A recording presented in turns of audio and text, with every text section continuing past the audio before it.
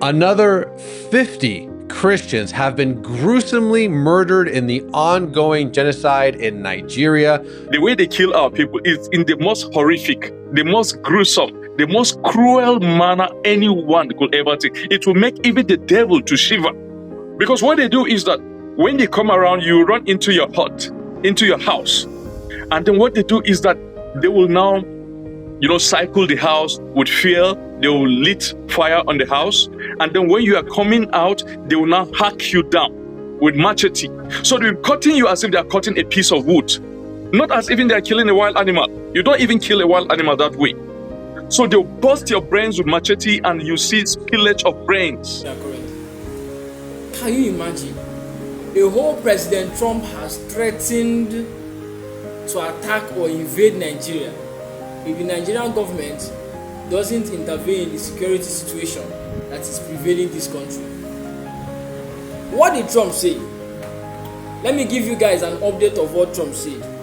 Trump said that he would designate Nigeria as a country of particular concern under the US law for alleged failure in protecting Christians.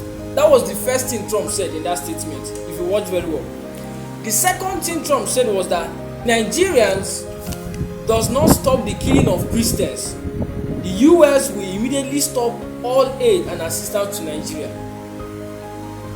If the killing of Christians does not stop in Nigeria, the US would stop all aid accruing to Nigeria. That's the second thing Trump said. The third thing Trump said was that the US defense should prepare for a possible action against Islamic terrorists in Nigeria. Oh my God. That was the statement that made everybody wild. Like Trump is planning to invade Nigeria. Let me give you the causes. Let me tell you the causes or the reason why Trump decided to make that statement. Because see, it's not an ordinary something. See, it's a very serious matter for a major power like the United States to bring up your matter. Number one, there were reports that Christians in Nigeria are being attacked by violent groups, and Nigerian government is not doing enough in protecting the Christians. Secondly, there has been pressure from a US senator, a senator in the United States known as Ted Cruz, very popular senator like that, and a very influential one. He has been the one spearheading this whole matter, right? These are the two major causes why Trump made that statement. And now, what are the implications? Assuming Trump decides to make do his word now and invade Nigeria, what will they expect? What do you think? What are the implications? The first implication is that Nigeria risks sanctions or aid cuts. There will be diplomatic strain between Nigeria and the United States. Diplomatic strain between Nigeria and the United States. What this means is that now, if before US and Nigeria used to be close friends before, they will stop being friends. Do you understand what I mean? Now, Nigeria will now become an enemy of the United States. US will now become our enemy. What are the measures I think the Nigerian government should take in order to prevent Trump from even invading Nigeria in the first place, or in order to prevent this whole issue from escalating? What are the recommendations I feel the Nigerian government should take as important? Number one, the Nigerian government must strengthen our internal security. If you can see, the major reason why Trump is saying all this is because there have been various reports that Christians are dying anyhow. Go to Benue State, go to Kogi State, go to Kano State, go to Sokoto and see how Christians are dying. The Nigerian government should send army troops there. The Nigerian government should send the police there. The Nigerian government should do something about this issue. Something can be done, and we have the resources to do it. That is one policy recommendation. Soldiers should be sent to those places. Policemen and policemen should be sent there. In fact, those people should be protected every night in their premises. Yes, especially for people in Benue State, especially for people in Kano State.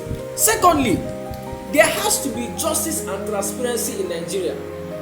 The Nigerian government must ensure that justice reigns and there is transparency. In a country where we don't even trust the magistrate court, we don't trust the high court, we don't trust the Supreme Court even, how do you expect justice to reign? How do you expect transparency to hold sway?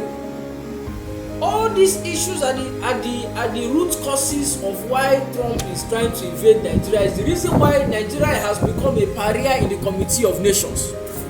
Judges should become justiciable. Judges should become transparent. Justice should be easily accessible to the common man. The government must work on the poverty, unemployment rate, and illiteracy rate in Nigeria. See, can you guys hear me? See, Nigeria is one of the poorest countries in the world. It has been proven that over 61% of Nigerians, about 155 million people, are poor. 155 million people in Nigeria earn less than $2 every day. $2 is about 3,000 naira. Less than 30% of Nigerians eat above $2 a day. You can imagine how bad it is. So the Nigerian government must work on our economy. Secondly, the Nigerian government must work on the unemployment rate.